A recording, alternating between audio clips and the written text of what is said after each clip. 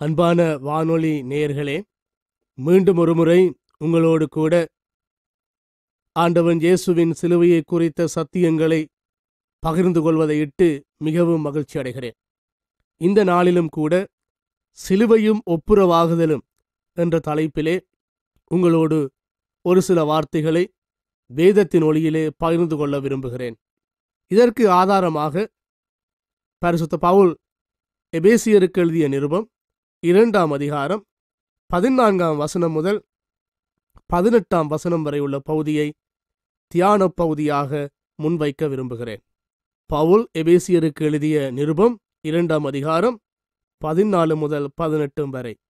ஆண்டவர் இயேசுவின் சிலுவை மரணம் பிரித்து நின்ற கிரேக்கரையும் ரோமரையும் ஒன்றாக ஆக்கியது. ஆண்டவர் இயேசுவின் சிலுவை மரணம் பிரிந்து நின்ற கிரேக்கர் ரோமர் ஆகிய 2 மக்களையும் ஒன்றாக கொண்டு வந்தது. இன்று நாங்கள் வாழுகின்ற இந்த உலகிலே பிளவுகள், பிரிவினைகள் மிக்க உலகிலே வாழ்ந்து கொண்டிருக்கிறோம். பொதுவாக மனிதனை பொறுத்தவரையிலே மனிதன் கடவுளோடு உள்ள உறவிலே துண்டிக்கப்பட்டவனாக இருக்கிறான். கடவுளுக்கும் மனிதனுக்கும் இடையிலே சரியான உறவற்ற சூழ்நிலையில் மனிதன் வாழ்கின்றான். எனவே இத்தகைய ஒரு சூழ்நிலையிலே தான் கடவுளுக்கும் மனிதனுக்கும் இடையிலே ஒப்புரவாகுதல் பணியை ஏற்படுத்தும் வகையில் ஆண்டவராகிய இயேசு கிறிஸ்து இந்த உலகிற்கு வருகை தந்தார். இதனை பரிசுத்த பவுல் கொரிந்தியருக்கு எழுதிய 2வது நிருபம் 5ஆம் அதிகாரம் 17ஆம் வசனம் முதல் 20ஆம் வசனம் வரை உள்ள பகுதியிலே பேசுகிறார். அதாவது, கடவுளை மனிதனோடு ஒப்புரவாக்குவதற்காக, மனிதனை கடவுளோடு ஒப்புரவாகுவதற்காக கடவுள் ஆண்டவர் இயேசுவை உலகத்திற்கு கொடுத்தார். எனவே இயேசுவினுடைய வருகை பிரிந்து நின்ற கடவுளையும் மனிதனையும் ஒன்றாக ஒப்புரவாக்குகின்றது. இந்த ஒப்புரவாக்குதலின் பணியையே ஆண்டவர் இயேசு எங்கள் ஒவ்வொருவிடத்திலும் தந்திருக்கிறார் என பவுல் பேசுகிறார். எனவே இதன் மூலமாக கடவுளுக்கும் மனிதனுக்கும் இடையே உள்ள உறவு வலியுறுத்தப்படுகிறது. இன்றைய கிறிஸ்தவ வாழ்விலும் கூட கடவுளுக்கும் மனிதனுக்கும் இடையே இருக்கின்ற இந்த ஒப்புரவாகுதலின் உறவை குறித்து நாங்கள் அடிக்கடி சிந்திக்க அழைக்கப்படுகிறோம். இரண்டாவதாக, ஆண்டவர் இயேசுவினுடைய சிலுவை மரணம் பிரிந்து நின்ற 2 பகுதியினரையும், கிரேக்கர் ஜூதர் ஆகிய பிரிந்து நின்ற 2 பகுதியினரையும் ஒப்புரவாக்கியது என்று பவுல் பேசுகிறார். இது எதனை எடுத்து காட்டுகிறது என்றால், மனிதனுக்கும் மனிதனுக்கும் இடையே நிலவ வேண்டிய ஒப்புரவாகுதலின் ஊழியம். அதாவது கிரேக்கர் ஜூதர் ஆகிய இந்த 2 மக்களும் பொதுவாக தமக்கிடையிலே பல்வேறுபட்ட பிளவுகளை வைத்திருந்தார்கள்.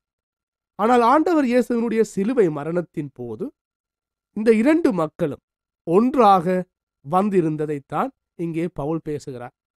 எனவே இந்த நிலை மனிதனுக்கும் மனிதனுக்கும் இடையே நிலவ வேண்டிய ஒப்புரவாகுதலின் நிலை, மனிதனுக்கும் மனிதனுக்கும் இடையே இருக்க வேண்டிய ஒப்புரவாகுதலின் நிலை, இதுவும் மிகவும் முக்கியமானதாக காணப்படுகிறது.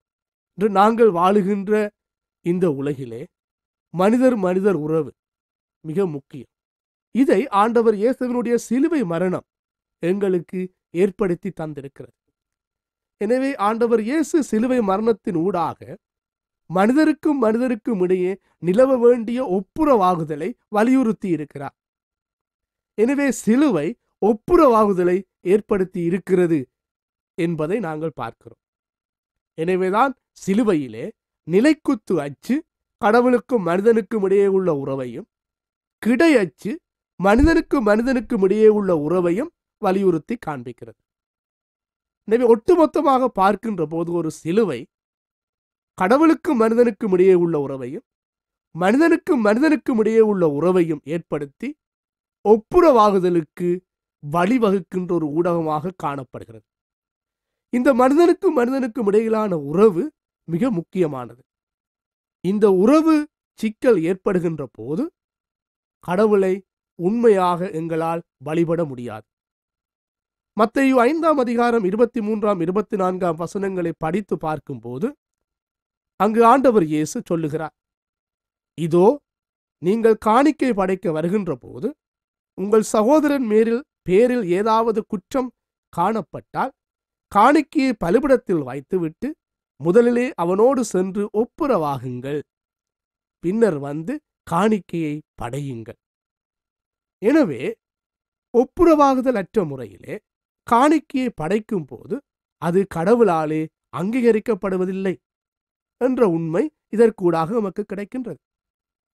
ஏனென்றால் காணிக்கையை நாங்கள் படைக்கின்ற போது அங்கு கடவுளுக்கும் மனிதனுக்கும் இடையிலே சரிவர உறவு ஏற்பட வேண்டுமென்றால் மனிதனுக்கும் இடையிலுள்ள உறவு பூர்ணப்படுத்தப்பட வேண்டும். மனிதனுக்கும் இடையே உள்ள உறவு பூர்ணப்படுத்தப்படும் போது மாத்திரமே கடவுளுக்கும் மனிதனுக்கும் இடையே உள்ள உறவு முழுமை அடையும். எனவேதான் ஆண்டவர் சொல்லுகிறார், நீங்கள் காணிக்கை செலுத்த வரும்போது யாராவது ஒருவர் பெயரில் குற்றம் உண்டென்று நீங்கள் கருதினால் முதலில் சென்று அவருடன் ஒப்புரவாகுங்கள், பின்னர் எனக்கு காணிக்கையை செலுத்துங்கள். இது சிலுவையிலிருந்து வருகின்ற மனிதனுக்கும் இடையிலே இருக்க வேண்டிய ஒப்புரவாகுதலின் நிலை. இதனைத்தான் ஆமோசும் தன்னுடைய புஸ்தகத்திலே வெளிப்படுத்துகிறார். ஆமோஸ் 5ஆவது அதிகாரம் 18ஆம் வசனம் முதல் 21ஆம் வசனம் வரை உள்ள பகுதியில் ஆண்டவர் ஆமோசினூடாக உரைக்கிறார், உங்கள் பண்டிகைகளை பகைத்து வருகிறேன், உங்கள் கொழுமையான பதார்த்தங்களையும் நான் ஏற்றுக்கொள்ளப் போவதில்லை, உங்கள் பாடல்களின் இரைச்சல்களை அகற்றுங்கள், உங்கள் இசைக்கருவிகளின் ஓசைகளை அகற்றுங்கள், எவைகளிலும் நான் திருப்திப்படப் போவதில்லை, மாறாக நீதி நதியைப் போலவும் நியாயம் தண்ணீரைப் போலவும் புரண்டு வரட்டும். எனவே இங்கே ஆண்டவர் சொல்ல வருகின்ற காரியம் மனிதர் உறவு மிக முக்கியமானது என்பதை வலியுறுத்துகின்றது. இதனைத்தான் சிலுவை எங்களுக்கு எடுத்து காண்பிக்கிறது. பிரிந்து நின்ற இரண்டு மக்களையும் சிலுவை ஒன்றாக இணைத்தது.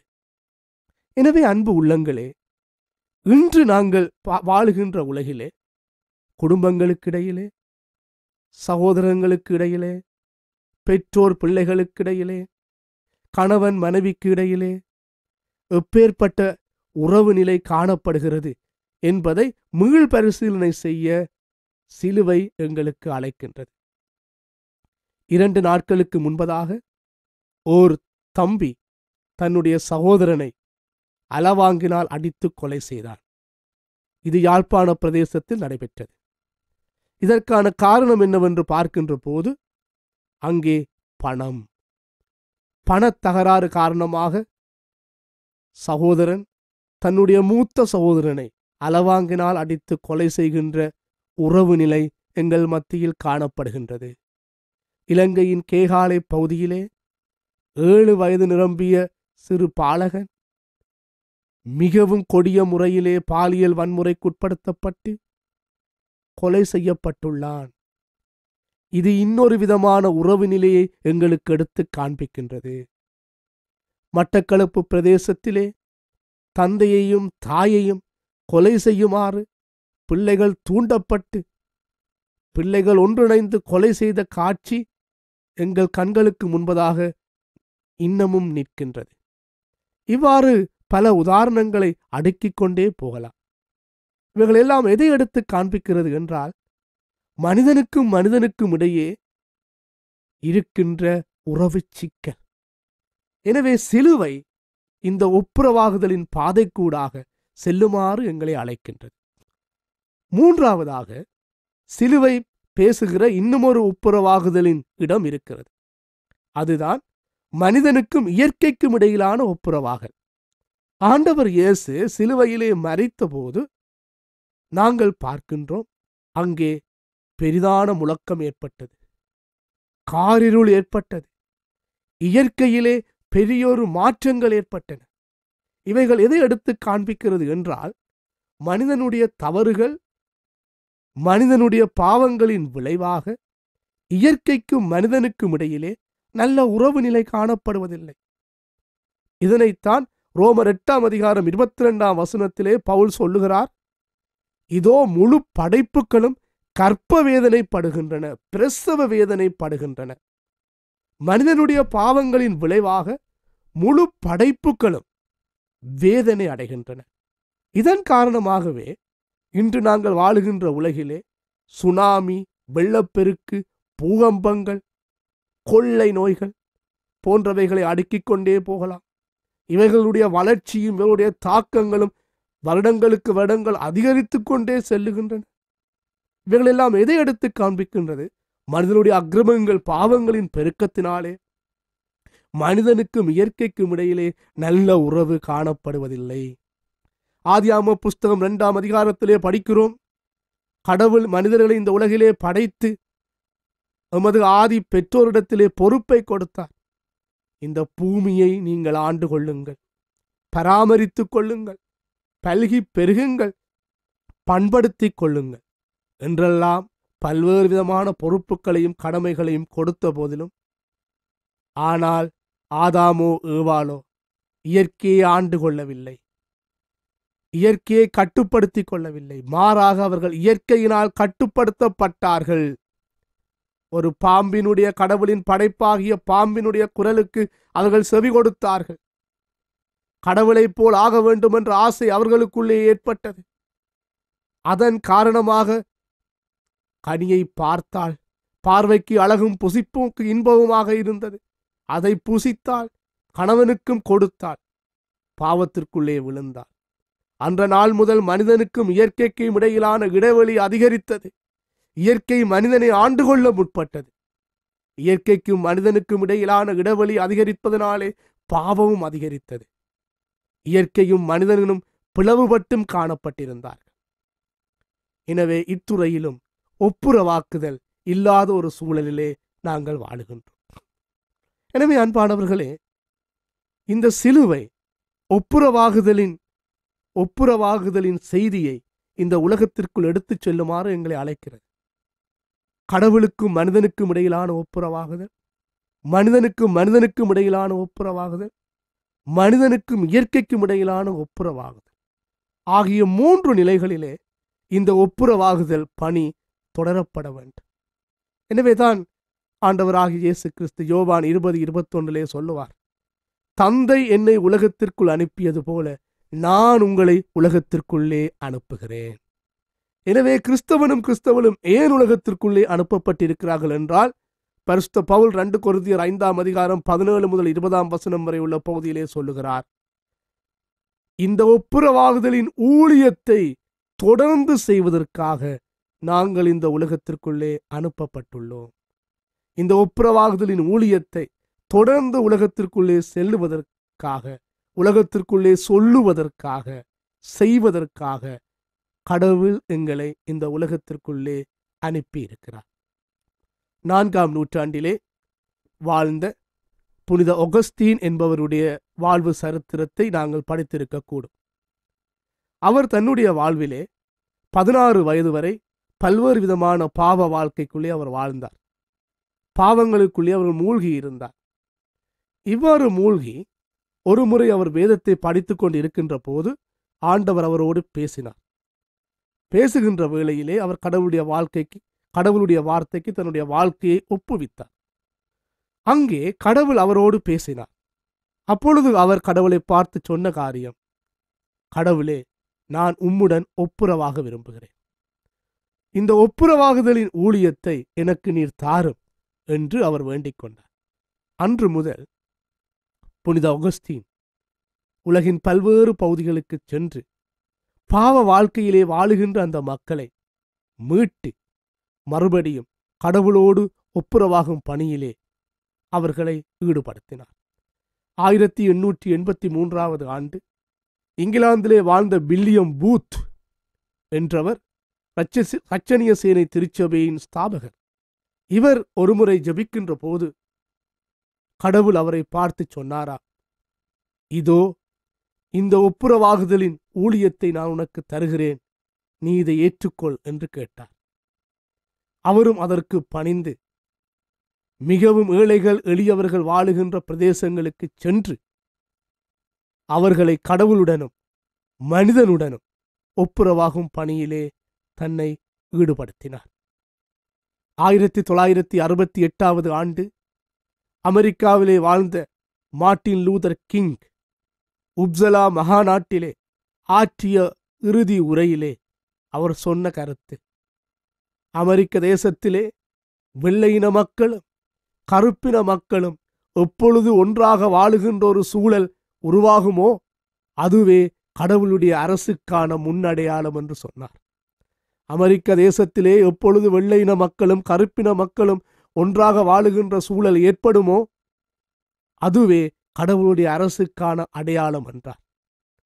அன்பானவர்களே, எங்களுடைய இலங்கை தேசத்திலும் கூட இனங்களுக்கிடையிலான முரண்பாடுகள் ஏராளம், தாராளம்.